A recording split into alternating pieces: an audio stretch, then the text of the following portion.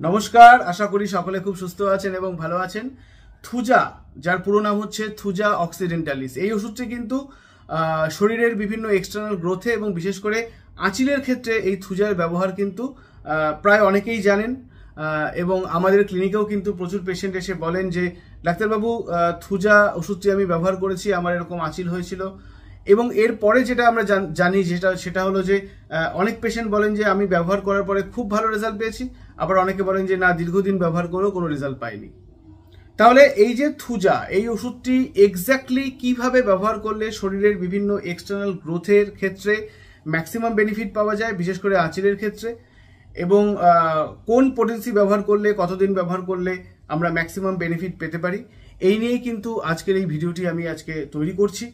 এবং এই যে ভিডিওটি আমি তৈরি করছি, এটা কিন্তু আমার 17 থেকে 18 বছরের যে ক্লিনিক্যাল এক্সপিরিয়েন্স, পেশেন্ট দেখার যে এক্সপিরিয়েন্স, সেখান থেকেই কিন্তু আমি পরবর্তী কথাগুলো বলবো। তাই ভিডিওটি কিন্তু অবশ্যই একটি উপযোগী ভিডিও হতে চলেছে, ভিডিওটি শেষ পর্যন্ত দেখবেন।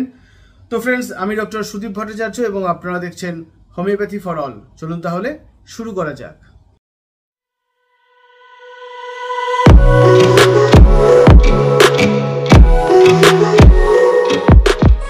দেখুন, থুজা এই ওষুধটি কিন্তু যে কোনো ধরনের এক্সটার্নাল গ্রোথ, সেটা লাইপোমা হতে পারে, ফাইব্রোমা হতে পারে, বা আঁচিল বা ওয়ার্স হতে পারে।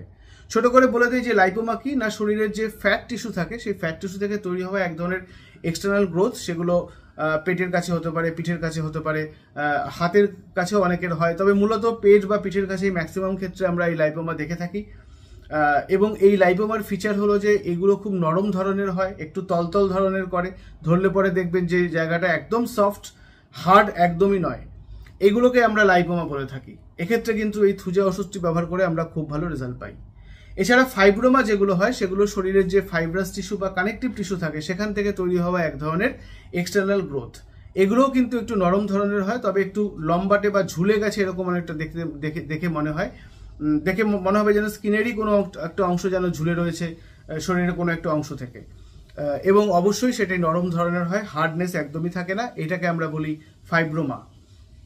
আর ওয়াটস, যেগুলো আমরা জানি যে হিউম্যান প্যাপিলোমা ভাইরাস থেকে তারা তৈরি এক ধরনের এক্সটার্নাল গ্রোথ শরীরের। তবে থুজা কিন্তু সব ধরনের ওয়াটসের ক্ষেত্রেই খুব ভালো কাজ করে। তবে ম্যাক্সিমাম ক্ষেত্রে আমরা দেখেছি যে ধরনের ওয়াটসের সারফেসটা একটু রাফ টাইপের হয়, একটু খসখসে হয়, বা সারফেসটা একটু কাটা কাটা ধরনের হয়, অর্থাৎ একদম স্মুথ না হয়ে একটু রাফ বা একটু কাটা কাটা ধরনের হয়, এক্ষেত্রে এই ধরনের আঁচিল বা এই ধরনের ওয়াটসের ক্ষেত্রে কিন্তু থুজা ম্যাক্সিমাম বেনিফিট দেয়। এটা আমি কিন্তু আমার ক্লিনিক্যাল এক্সপিরিয়েন্স থেকে দেখেছি। তবে অন্যান্য যে আঁচিলগুলো রয়েছে সেক্ষেত্রেও কিন্তু থুজা বেনিফিট দেয়। তবে সেক্ষেত্রে কিন্তু আরও অন্যান্য বিভিন্ন ওষুধ রয়েছে যেগুলো আমরা ইউজ করতে পারি এবং ইউজ করে কিন্তু আঁচিল বা ওয়াটসের ক্ষেত্রে আমরা রেজাল্ট পেতে পারি। তবে আজকের আলোচনাটা যেহেতু মূলত থুজা নিয়ে হচ্ছে, তাই আমি থুজা যে ধরনের আঁচিলের ক্ষেত্রে কাজ করে সেই ধরনের আঁচিলের কথাই আমি আজকে বেশি করে বলবো। তাহলে চলুন এবার জেনে নেই যে থুজার কোন পোটেন্সি ইউজ করলে সব থেকে ভালো কাজ পাওয়া যায় এই ধরনের এক্সটার্নাল গ্রোথের ক্ষেত্রে। আমি আমার ক্লিনিক্যাল এক্সপিরিয়েন্স থেকে দেখেছি যে থুজা অক্সিডেন্টালিস এই ওষুধটির 200 পোটেন্সি ম্যাক্সিমাম বেনিফিট দেয় কিন্তু এই ধরনের আঁচিল বা এক্সটার্নাল গ্রোথ যেগুলো রয়েছে, লাইপোমা, ফাইব্রোমা ইত্যাদির ক্ষেত্রে কিন্তু ম্যাক্সিমাম বেনিফিট দেয়। কিভাবে খেতে হবে না, এই ওষুধটির 2 ফোঁটা 2 চামচ জলে বা ডাইরেক্ট জিভে দিয়েও খাওয়া যায়। আমি প্রথম দিকে পেশেন্টকে 2 দিন অন্তর সকালে খালি পেটে একবার করে খাওয়ার জন্য রেকমেন্ড করি বা প্রেসক্রাইব করি। অর্থাৎ থুজা অক্সিডেন্টালিস এই ওষুধটির 2 ফোঁটা 2 চামচ জলে বা ডাইরেক্ট জিভে দিয়ে 2 দিন অন্তর সকালে খালি পেটে আমরা পেশেন্টকে দিয়ে থাকি। এক্ষেত্রে আমি বলে রাখি যে এই যে ওষুধটি দেওয়ার পরে অনেক পেশেন্ট বা ম্যাক্সিমাম পেশেন্টই কিন্তু 2, 3 বা 4টে ডোজ খাওয়ার পরেই আমাদেরকে রিপোর্ট করেন যে ডাক্তারবাবু, আমার কাছে যে আঁচিলটা ছিল সেই আঁচিলটা দেখুন কিরকম নরম হয়ে একদম ঝুলে গেছে, বা অনেকের ক্ষেত্রে আমরা দেখি যে আঁচিলটা পড়ে গেছে, খসে পড়ে গেছে। আর যে লাইপোমা বা ফাইব্রোমা, এই যে বিভিন্ন ধরনের টিউমার বা এক্সটার্নাল গ্রোথগুলো থাকে, সেগুলো কিন্তু আস্তে আস্তে নরম হয়ে যায়, আরও নরম হতে শুরু করে। যদি আঁচিলের ক্ষেত্রে আমি বলি, যদি দেখা যায় যে আঁচিলটা পড়ে গেছে, সেক্ষেত্রে আমরা থুজা ওষুধটি কিন্তু চট করে বন্ধ করি না। এই ওষুধটির ওই একইভাবে 2 ফোঁটা 2 চামচ জলে মিশিয়ে প্রথম দিকে সপ্তাহে একবার করে 1 মাস, এবং তার পরবর্তীকালে 15 দিনে একবার করে আরও 1 মাস, অর্থাৎ 2 থেকে 2.5 মাস আমরা একটু কন্টিনিউ করাই। তাহলে কি হয়, তাহলে দেখা যায় যে বেশিরভাগ ক্ষেত্রে এই আঁচিলগুলো কিন্তু আর রিল্যাপস করে না। কারণ এটা যেহেতু বললাম যে একটা viral infection, human papilloma virus দিয়ে এটা তৈরি হয় এই ধরনের আঁচিলগুলো। তাই আঁচিলটা চলে যাওয়ার পরে হঠাৎ করে ওষুধটা বন্ধ করলে অনেক ক্ষেত্রে আমরা দেখেছি যে যেহেতু ভাইরাল ইনফেকশনটা যদি থেকে থাকে তাহলে পরবর্তীকালে ওই অংশে বা শরীরের অন্য কোনো অংশে আবার কিন্তু একটা আঁচিল ডেভেলপ করতে পারে। সেটা যাতে না হয় সেই জন্য আঁচিলটা কমে যাওয়ার পরে বা পড়ে যাওয়ার পরেও কিন্তু আমরা মোটামুটি মাস দুয়েক ওষুধটা কন্টিনিউ করতে পেশেন্টদেরকে রেকমেন্ড করি বা সাজেস্ট করি। আর লাইপোমা বা ফাইব্রোমার ক্ষেত্রে কি করতে হয় না, লাইপোমা বা ফাইব্রোমার ক্ষেত্রে ওষুধটা মোটামুটি 1 মাস ওই 2 দিন অন্তর এইভাবে খাওয়ার পরে আমরা যখন একবার রিভিউ নেই, বেশিরভাগ ক্ষেত্রে আমরা দেখি যে ওই জায়গার সারফেসটা কিন্তু অনেকটা বড় হয়ে গেছে, কারণ ওটা আরও নরম হয়ে সারফেসটা স্প্রেড করে গেছে। এবং এক্ষেত্রে কিন্তু পেশেন্টদের মধ্যে একটা কনফিউশন তৈরি হয়, বোধহয় ওই যে লিশনটা ছিল অর্থাৎ লাইপোমা বা ফাইব্রোমাটা ছিল সেটা বোধহয় বড় হয়ে যাচ্ছে। আমরা পেশেন্টদেরকে বলি না, এইভাবেই কিন্তু ডিজিজটা সারে। কারণ দেখবেন আপনি যদি একটা আটার বা ময়দার লিচি করেন, সেটাকে যদি আপনি এইভাবে চেপে দেন তাহলে দেখবেন যে ওর হাইটটা কমে যায় কিন্তু জায়গাটা অনেকটা বড় হয়ে যায়। ঠিক এইভাবেই কিন্তু এই যে এক্সটার্নাল গ্রোথগুলো থাকে, সেটা লাইপোমা বা ফাইব্রোমা হতে পারে, সেগুলো কিন্তু ধীরে ধীরে আস্তে আস্তে কমে যায় এবং একটা সময় পরে ওটা পুরোপুরি মিলিয়ে যায়।